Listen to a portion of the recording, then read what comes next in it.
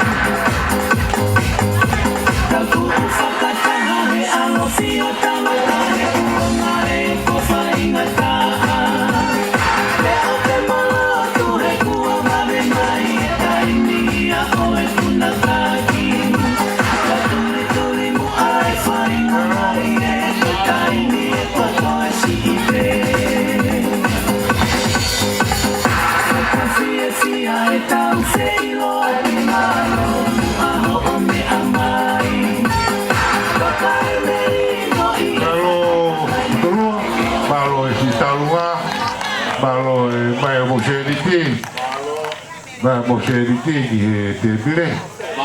lo tua u pau lo tua mano ko talu ko ya papakula na faya de nai dewa upaga e tamano